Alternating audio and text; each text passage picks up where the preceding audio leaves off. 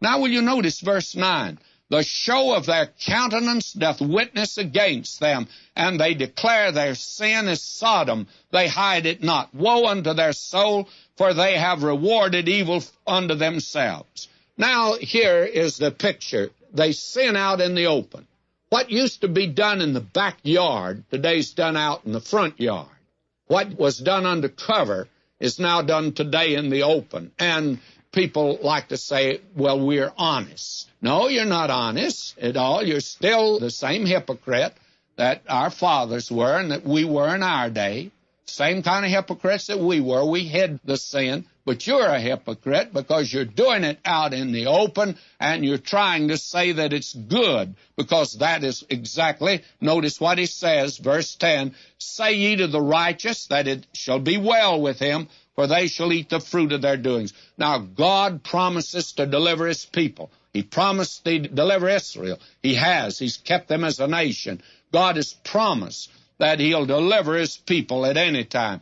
Now in verse 11, woe unto the wicked. It shall be ill with him, for the reward of his hand shall be given him. God is saying here, whatsoever a man sows, that shall he also reap.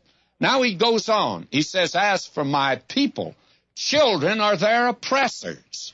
What has caused the greatest problem today? Well, it's juvenile delinquency on the college campus.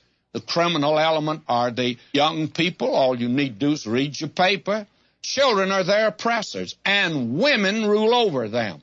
Oh, will the women's lib love Isaiah, and they're not going to like me much better. Oh, my people, they which lead thee cause thee to err and destroy the way of thy paths.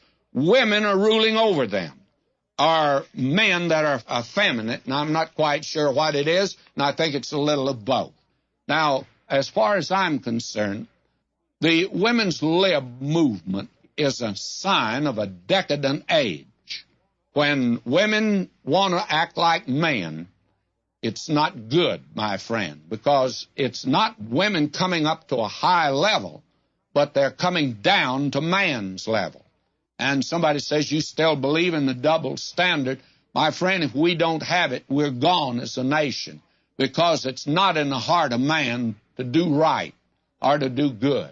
And woman has given a certain amount of tenderness. And when she becomes as blasé and as brutal as the man, she's actually will become worse than he is. And then a nation goes down. That was true in Israel.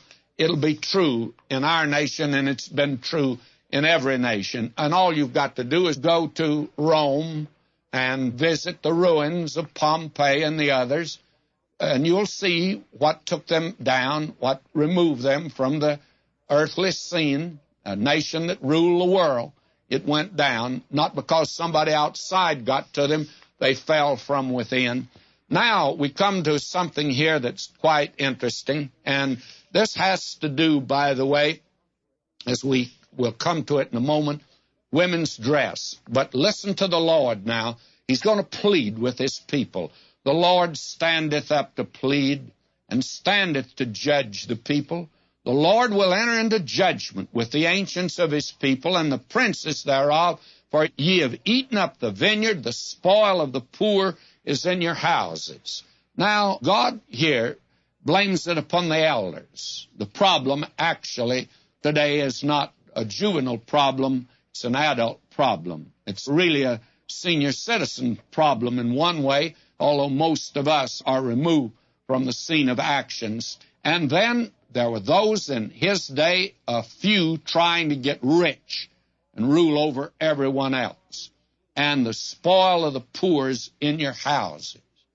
Now, I think godless capitalism and godless labor are the big problem in this nation of ours. And godless capitalism is just as bad as godless labor is, for that matter. The whole problem is we're away from God. And God says he's standing up, he's ready to plead, or he's ready to judge. And he's going to let this nation, as he let his own people, he's going to let us make the determination. We can have it either way, but he's going to do one of the